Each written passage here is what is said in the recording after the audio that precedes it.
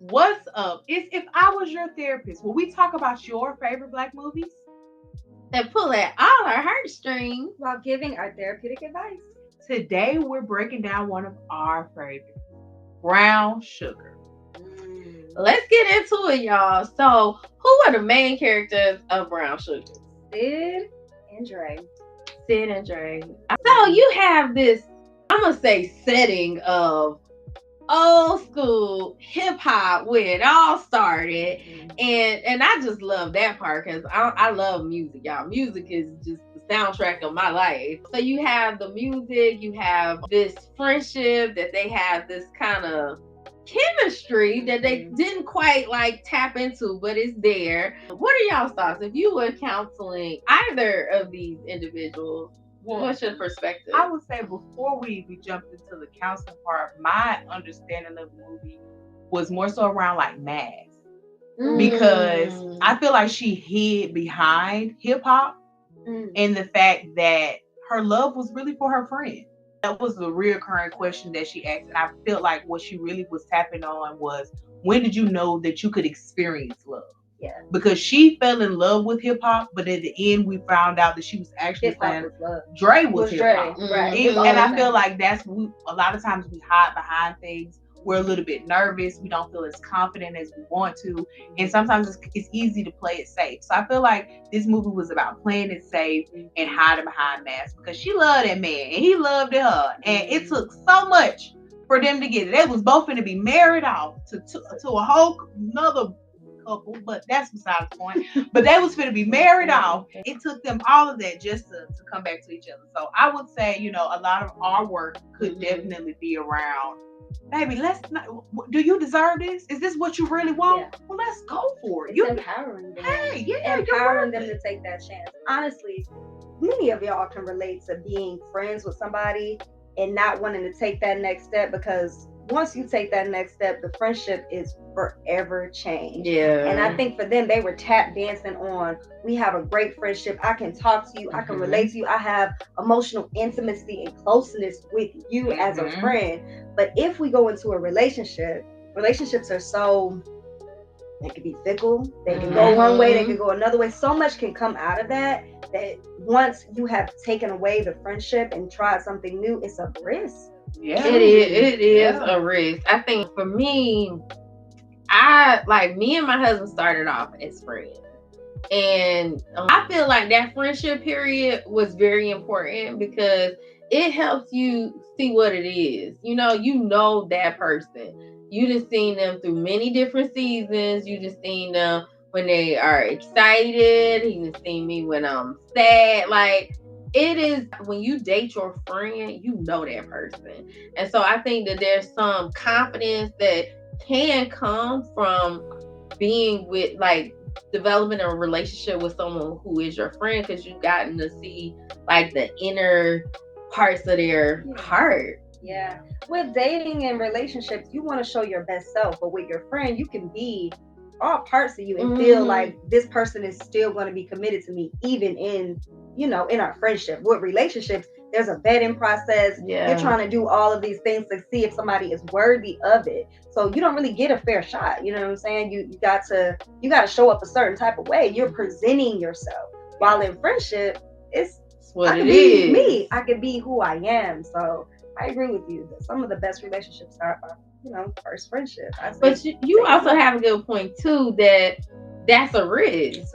And it don't always work out in the name of Jesus. Like, sometimes you cross that line, and to your point, like, you may not be able to go back to now we just friends. And so it's a risk. It requires vulnerability, which I'm so glad that we could see by the end of the movie that they were able to take that risk.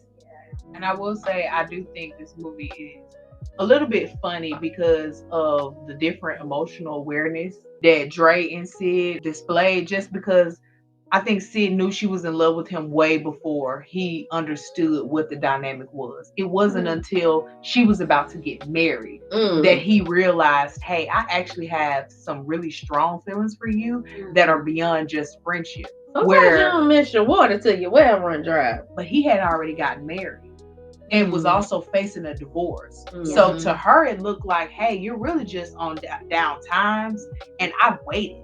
And I waited, but yet to his degree, he did not know you were waiting. He did not know your true feelings. So that's hiding behind those masks. When you have completely different stories playing on, like Dre has his own story, where I'm pretty sure everybody has played the villain, whereas Sid has had her own story, where I'm pretty sure everybody has played the villain. But if no one understands where you're feeling, like no one understands where you're coming from, then you're going to just be building those narratives outside of each other, and that's where dangerous work happens. So I feel like my work with them will look very similar, but with Sid, I would say, hey, you address the fact that, hey, you've made an awareness that you have stronger feelings. At this point, you're operating out of a dangerous zone. Everything you do moving forward is going to tank your feelings or your idea towards him, and he's not going to be knowledgeable that it's doing that. So you're kind of like being unfair to him, because he's up here showing all these emotions, going through this divorce. Meanwhile, she's affected by that at the table. She's feeling embarrassed for her friend, but also the side of her that loves him is also now hurt, and also now proud because But let me just, I got a couple thoughts about what you said. So one is, I think you got to let one situation end before you start another situation. And so this character, he did not let that situation completely end. And me, like, I was married before, in a relationship for 20 years and got a divorce. That thing will take some emotions that stir up when you're ending a marriage. And I think that you really gotta give it its time to play out, to heal, to work through before you start another situation. Otherwise, you'll take some of that baggage, unpack it though, before you bring it into the new relationship. And so that, if I was his therapist, I would strongly encourage him to take some time, heal from this marriage ending, close that chapter before exploring any other situation, unpack the baggage. Yeah, I have some thoughts about that. There's a part of me that feels like their marriage was not that deep. He was never there. He was never in it. He was never in it. Okay. He was never in it. I can receive it. Yeah. That was a trophy wife. That's what it was. So that was always the emotional wife. Yeah. He was there coaching them through the. That's why they was fighting in the kickboxing. There are scenes where their relationship was built off of attraction, status, and you would be a good fit for the image. The scenes in their relationship. Bad decision for choosing a partner. You need somebody that can go through some things with you, and the look ain't it, boo, because looks change. Go ahead. That person that you in bed with, you might want to ask yourself, what was my internal dialogue about my choice for this person? So in the movie, they're showing scenes of them basically being ships in the night. They don't spend a lot of time together, and it's a lot of sexual attraction. It's a lot of sexual chemistry going on. Too, it's important, but that was the basis of their relationship. He couldn't even come to her and say, I'm starting a record label, and go to her first about it. Wow. He went to his best friend about it. Who was a partner. Cut the check for him. Who invested in his dream. Understands the magnitude of this is what you was always supposed to do. The emotional wife. Emotional and financial wife. While you are for Reese, she was more of the sexual and the trophy, more of like the image. A good look. So I do agree that we have to heal from relationships. But that relationship was so surface, the healing looks different. She didn't even address him. She addressed her in the boxing class. You ain't in a relationship with her. And then when she didn't get the answer that she wanted, she started cheating. She never once addressed Dre because it wasn't never in their makeup of their foundation to have communication. It was just sexing on each other. And what color are you wearing to this business meeting so I can coordinate? Lust. So I would say be mindful of the what is your buy-in to this relationship? What is keeping you here? Because if it is a role at a job that you really don't even desire, as soon as he left that job, he left that marriage. It all happened. It was when he big started transition that for him. career, he left that marriage. That It didn't says fit. a lot. It didn't fit. What I'm learning about marriage and through my people that are married in my life and working with couples, you're gonna have many transitions, and you'll never. There's no guarantee that this person is gonna be a fit for it. It's really a blessing with like any career change, life, death, new transition. All of that person can be with you and understand you throughout those phases, that y'all have a basis of, can we talk about whatever's going on to figure our ways through it. They never had. No. That is so essential. Can you walk through this life together? If somebody in your life died, do you want that person by your side? But I will say, I feel like when Reese addressed Sid in that boxing class, I feel like that was her last fight for her marriage, when she was fighting with the wrong person. That person actually wasn't in your marriage, but you felt like they were. But it was more so of, you get those things understood with your man, not the next person, because you really gave your effort in an environment that it wasn't needed. And then she felt with her whole chest when she went on that date with that other man that she was doing what was best for her, because you with her, literally in the actuality of it, who was he with when she was on the date with the other man? Who was he spending his time with? He was with Sid, doing business work, something that his wife knew nothing about. So while she was worser, they was both doing bad. Well, he was at the studio. I remember the scene. He was at the studio. But did she know about that job? Probably not. That's what I'm saying. With you was sneaking, doing this job that your wife didn't even know about, with the girl who I got a problem with you spending all this time with. So in her head, yeah, I got a right to be out here doing what I'm doing. You will give yourself You will give yourself. You will justify your toxic behavior. All you are a married woman on a date with a big fine other man. Right. And I'm just like, but okay, can we just talk about this for a second? Because we are all in the mental health profession and couples therapists and working with people to change their life. How often do y'all see a scenario like this where before one situation ends, the person is exploring a new situation? How often do you see that? More than likely. I mean, that happens majority of the time because of the fear of rejection. You have a problem with, am I still going to be accepted on the dating scene? Do I still have it? This, that, and the third. So you go out there, you test the waters before you completely abort mission, jump off the ship to see, is this going to be worth me giving this all up for? But when someone has alluded in session or in therapy, in the therapeutic process, that's their thinking, we have to then redirect of, your buy-in must always be you. You're doing this for you. You're dating for you. You want better. You want to leave this relationship for you, not because of what else you think is in store for you. It's because you've tried every angle in this relationship and things just aren't working. Like you said, yeah, you haven't cleaned up things where you are, and yeah, you're ready to go make another bed somewhere else. But in all actuality, are you doing that for you? Or are you just doing that to be loved so that you won't be lonely? Because in all honesty, in my head, if I just went through this traumatic situation, why do I want to jump in bed with somebody else? Loneliness is a real thing, okay? I have been in that situation before where I was, not in my current situation, but in the past where I was in a relationship and I was lonely. And I felt rejected because the other person had cheated. And so I felt like I got a right to fill this void. Wrong as all get out. Can I just call a thing? Totally, 100% wrong.